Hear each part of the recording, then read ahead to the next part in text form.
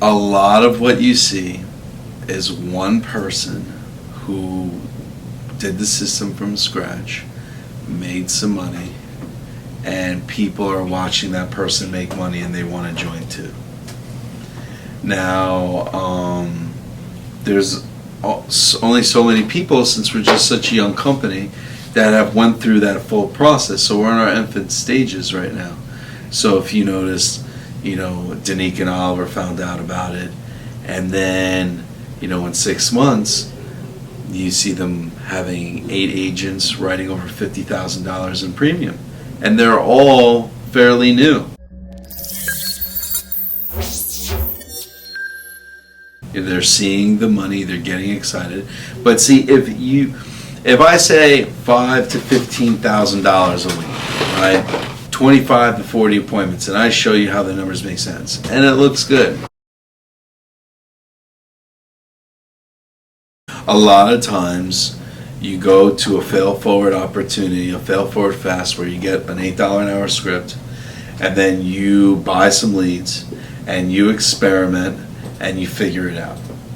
That's what people usually do with the scripts. Because you can't make a script for every given scenario. What we do is we give you the script, and we give you a full understanding of how it's used, like why it's written that way and how it's used. So there's no guessing, there's no trial and error. So that's how we're taking, usually for someone to have a $1.5 million shop like 2 people right over there do, and another person right across the hall has. The reason why they're able to do it in 6 months while others it takes a couple of years is we are compressing all these experiences that a 3-year agent would have, and the way we do it is you don't have to learn by trial and error anymore. So we're going to give you everything. So there's such fast learning, so much faster than your typical agent. So another reason why our 6-month agent is where a 3 or 4 year agent is when it comes to training agents and things like that is because they've ran the same amount of appointments as a 3-year agent has, just condensed. Most agents don't run 30 plus appointments a week. So if they're running 10 appointments a week, Limbra says if we book 2 appointments a day, we have an 85% chance of being successful. So that's 14 appointments a week. We double that. So that is, that's one of the ways we get good agents great and great agents better. So let me get this straight. You're going to provide me with world-class training, you're going to provide me with a demonstrated methodology that works, and you're going to provide me with the leads to support that work and show me this method. Yes. Why wouldn't I work for you? A lot of people want to come in. We're not like other insurance companies where we take everyone, and the beauty of what we're doing is we weed people out before we take a lot of time and invest in them. Whereas most insurance companies, if you have a pulse, they'll recruit you. A lot of places you have to pay some onboard fee to even be a part of the company. So, you don't have to pay anything to be with us. As a matter of fact, we're investing in you, right? In order to us to do that, if we invested in everyone, we'd be bankrupt. We want to be productive, and part of our system is to be as efficient with your time as possible. Fortunately, it means we can't help everybody. But if you look at our shop on a weekly basis, we're anywhere between, I'd say, 15 to 25% of our shop is doing $10,000 or more in premium. Every single agent here, except for one, has been with us less than a year. So this is not something, I'm getting all the experienced agents, the people who know what they're doing. I don't want that. Because you will come here, and the number of reasons why you fail is your ego will get in the way. You'll think about things too much, and it slows down the learning curve of you just supposed to, you just take the script, do as we say, you'll do great. A lot of people can't do that. A lot of people think and feel way too much, and it takes something that could take 2 weeks to learn. Now it takes 2 months to learn. Now you're wearing yourself out. This AFOX system is to make money, good money, make money fast. And what I mean by make money in general every agent knows when they're working our system, it's a commission job. No base here. Oh my gosh, it's terrifying. I might not make money this week. An agent cannot be at their best. They cannot be at their full confident if they're working with anxiety. Eventually anxiety turns to depression if you don't deal with it, right? So if these people are anxious and they're getting rejected, well, it's only going to turn into more rejection, more anxiety, eventually get worn out, you're depressed. That's what happens to a lot of the agents here. At AFOX, you come in, you follow the system. If you just do what you're supposed to be doing 2 or 3 weeks, you have the script, you're out there calling, you're making money, and then everything feels great. And you're so spoiled you don't even know it because you never had to know what it's like to, you know, have your power shut off or be evicted or have your car repoed. And a lot of successful life insurance agents had to happen at least once for them to, you know, you always hear that success story and there was that point of poverty, there was that low point. Well, these agents won't have to hit it, which is a good and bad thing. So how do I get in touch with you? Yeah, I don't really take on agencies direct anymore. So the thing that I always recommend is you see someone who's writing premium and you vibe with them, reach out to them, and just whatever they ask you to do, it would be as if I asked you to do it. And the beauty of it is a lot of times uplines are running their own shop. That's not how it is in AFOX. You know, so the reason why I don't take, if I take agents direct, I feel like, one, I'm not building my people, and I should be doing that. A lot of IMOs, they try to take everyone direct for a higher split. I want to build my team. Now, with that being said, if I can build through managers, that means I can help more people by working through them. You know what I mean? And you end up getting more support that way than me just trying to manage 100 people. You know? Here's a brick. This is our Lauderhill brick. And we're building an orphanage to save all the broke, hungry agents out there, teaching them how to write 5 to 15,000 a week. So this is our Lauderhill brick. We want to put this on our foundation as best as possible because we're going to be building on top of it. Because the idea is to start from scratch. I wouldn't want to have a 50-person office where 5 people are making money and 45 people are broke, right? So the idea is if you have just 5 to 10 studs, right, and 5 to 15,000 a week, the premium that you're doing would be fantastic. But people who come in, they either fit in or phase out. Build a nice culture there. To the point where we'd be able to take 2 or 3 of those agents, put them into another office and do the exact same thing, right? So if I put that brick right, we should be building future franchisees and we should be spreading all over the country. If I don't put that good Lauderhill brick right, that means every brick I stack on top of it will not be very stable. As I walk around this office, I see that culture, in fact, the use of family. Everybody is a family. And what's unique about that is the environment that you're creating here of support and help, because everybody is doing the same thing. How do you see that as an advantage over what you've experienced in the past? So yeah, most of the insurance industry is we're all a bunch of mercenaries. Yeah, we work for the same company, but nothing you do affects my paycheck. And a lot of what happens is when you're a new agent, there's a lot of hungry people that have been in the business for a while. They're burnt out from grinding, from network marketing. And so when the new agents come in, they got to feed off their agents, right? So now you actually have agents hurting other agents so that they can get business. This is different. In this environment, if there's agent A and they see agent B producing, that helps agent A. When agent A now wants to bring in an agent, when agent B wants to bring in an agent, agency is looking at agent A. So that helps everyone's, and the money that comes in, they know, goes right back into investing for more leads and recruiting. This is the only place where we're also interconnected, where one hand washes the other and both is washing the face, where everyone's rooting for each other.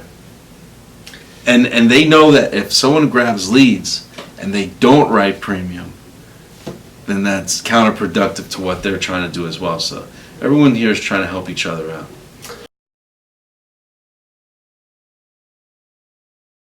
And when you get into an entry-level opportunity, they talk about the purpose, they talk about how good of a thing you're doing.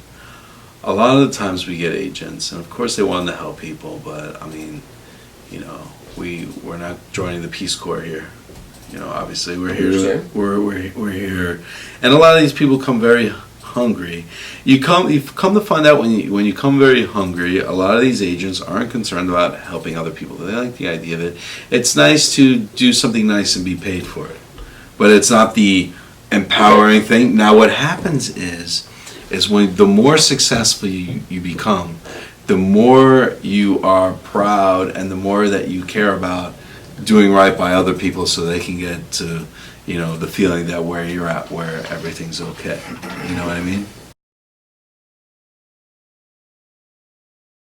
So if we talk about how prideful we are, and whichever vertical we're focusing on, whether if it's, you know, Social Security recipients or homeowners or retirees, you know, whatever it is, these people that are doing the same things are already talking about how empowering it is to help these people who need our help.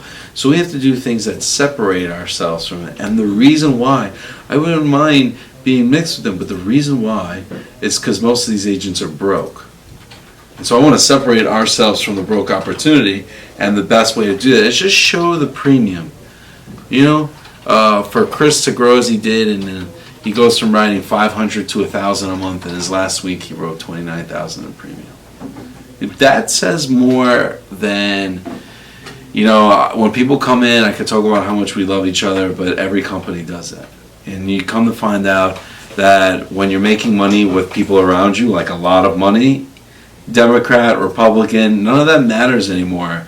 Religions, none of that. We're in a right culture, none of that matters, because we're not focused on that. We're focused on a common goal that has nothing to do with that.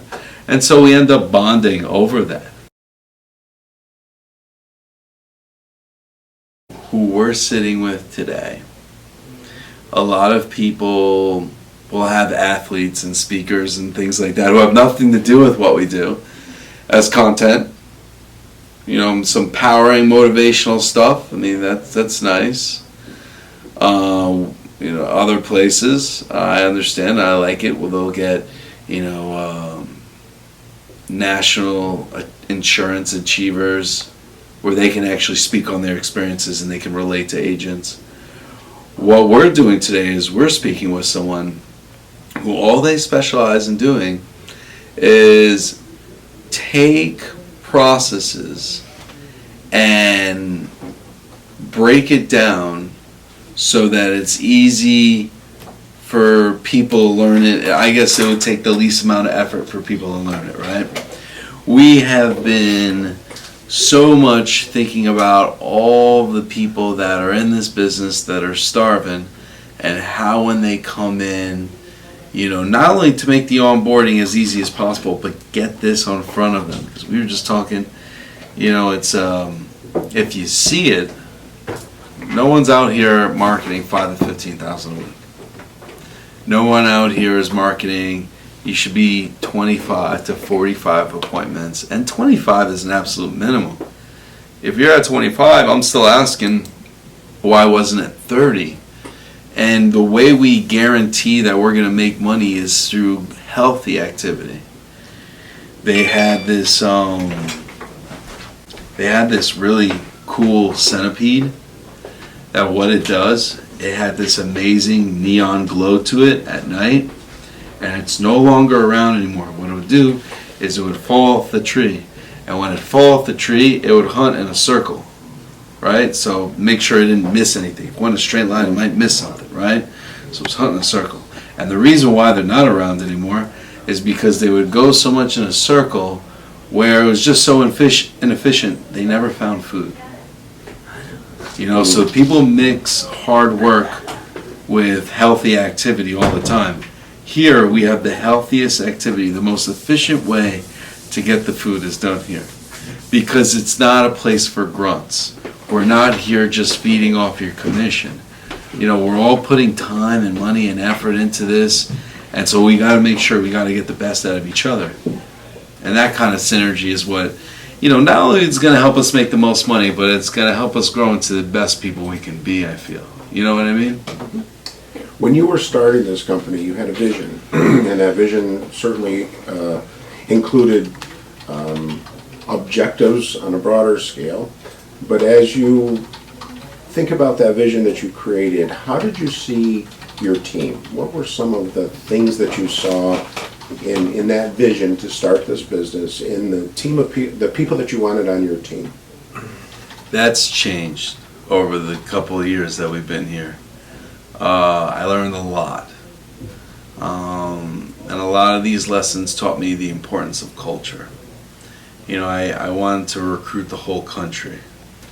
I wanted to, because I've built multi-million-dollar shops with people that are thousands of miles away from me, right? So I know I can do it, but there's a lot of problems that come with that. This is a relationship business, and in order for you to take over the country, I guess, the first thing that I learned over the years that I didn't know when I opened this company, that you have to have a strong nucleus in your backyard for tons of reasons. There's so many trainers right now in this business that sit and they have like $20,000 to $30,000 a week shops. They've been doing that for a long time, and they got the stuff, but they just got a couple of friends that are doing it. It's not, this is the proof. My system works. This is the proof. Right? And they're stuck there. Right? And then once they were able to prove it, and then because I've had this system for a while. And so a lot of the reason why I've been here for a while and now we're starting is because I never built that strong core in my backyard. Now I wanted to have whoever can learn our system and sell, I wanted to teach them. Now it's a little different.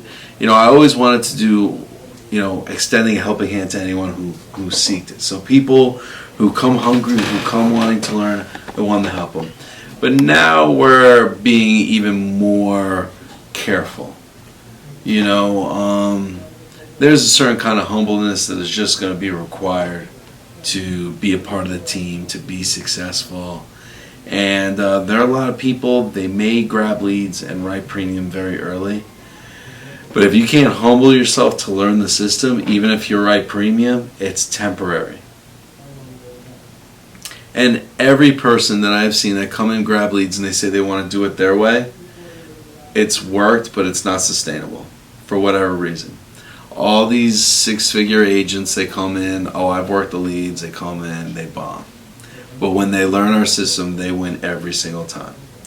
So, there was a time I just wanted to get contracts to people, I wanted to get people writing, I wanted to make overrides, I wanted to get premiums, but now, you gotta be in a strong office, or you have to be strong enough to build an office. Let's talk about some of the office characteristics. One of the things that I noticed that you do is you have targets, you have goals for people. You also have respite for people, quarterly, hey, let's take a break, decompress, rebuild type of thing. Speak about that. So the regiment that I have my agents on is not to be done for 30 years. Okay? There's a lot of thought and planning into it. What I have agents do for the week, I'm thinking 2 years from now.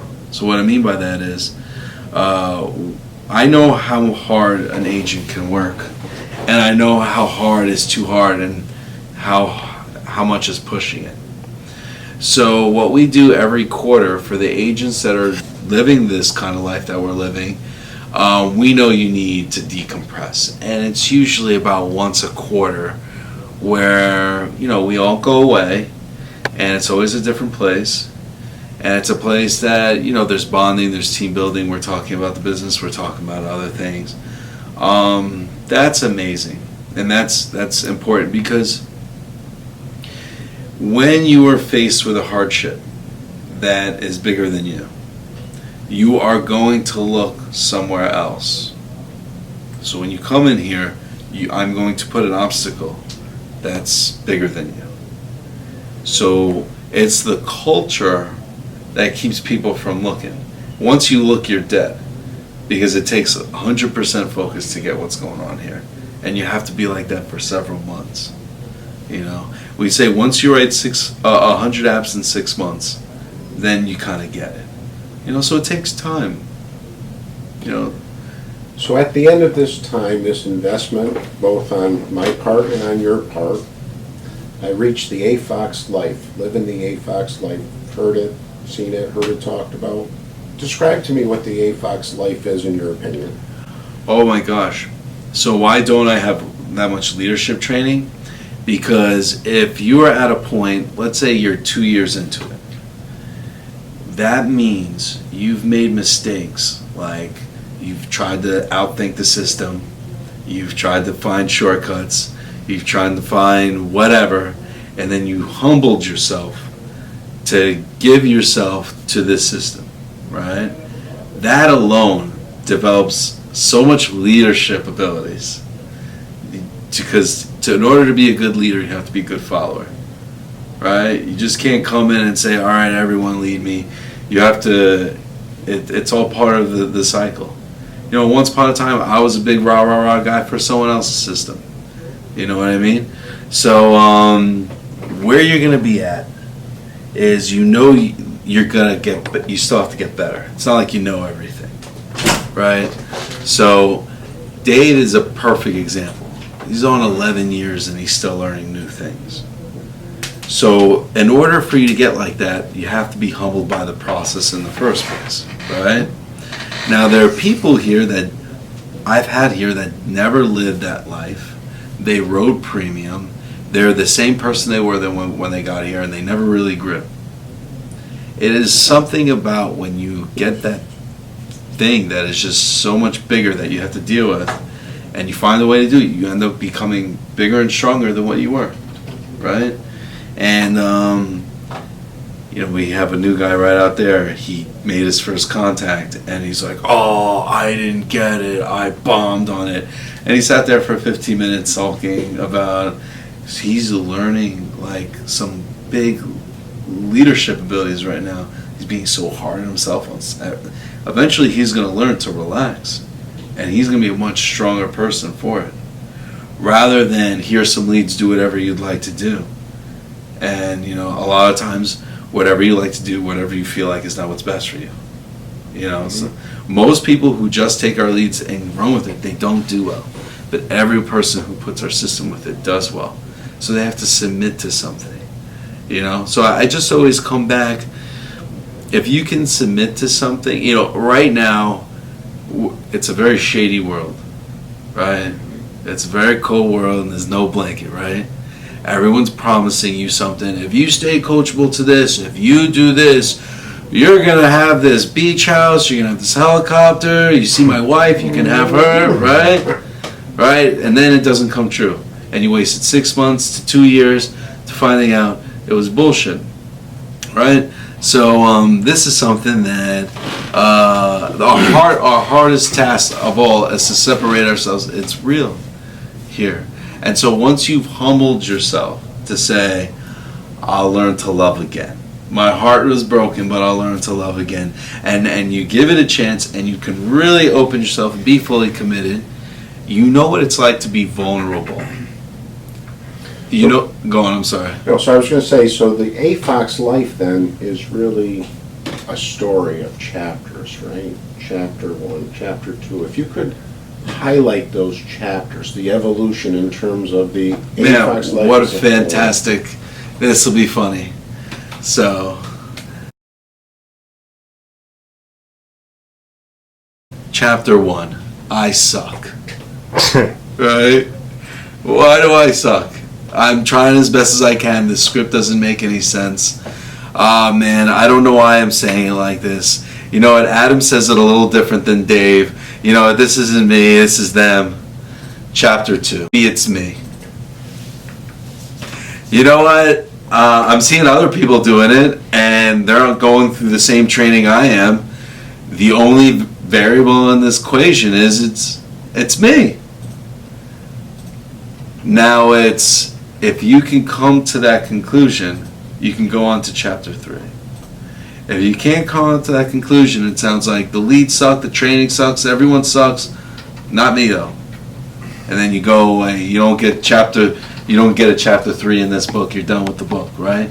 So chapter 3 is the real humbling process, to where you say, I have no idea what's going on. I submit to whatever's going on. And so now, I guess, chapter 4 is figuring out, once that you really truly have to memorize this script, because that's what was missing. I kind of know it. I could do the first paragraph. I know 1 or 2 of the objections. You have to know this thing inside and out. It's 2.5 pages, but you got to know it inside and out. To this day, we have people who try to train on my script, and they're like, it's very gray.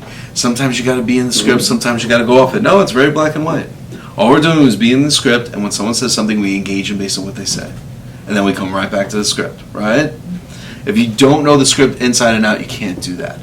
If, because then I'll say something, and then they won't be able to keep up, right? I'd say chapter 5 would be like, holy shit, I think I'm getting the hang of it, right? So now it should be just a couple of weeks that you're going through. Some people it's a couple of months. But now you're booking appointments, your upline's going out with you, and, chapter 6 is, holy shit, I'm scared, because now you're going to have to pitch, right? And chapter 7 is, I'm doing everything wrong. You might not be doing something right pitching, you need constant work on your phone, things with underwriting, applications, whatever it is. Chapter 8, I guess right now, we are starting to feel a little confident about ourselves. We should be maybe about 2 months into it. We're booking appointments. We've had our first couple $5,000 to $15,000 weeks. We probably hit 10,000 one of them. We're feeling very confident. And what we don't know is we're about to really get a taste of. We don't know what we're doing. So when you start writing some premium, and your underwriting's good, your new business is good, everything's finally good, you're going to start bringing agents in. And then you're right back to chapter 2. I fucking suck, right? Or that's the chapter 1, right? Because as a manager, this is not just giving a contract out and teaching someone how to sell business. There's a lot of stuff. And,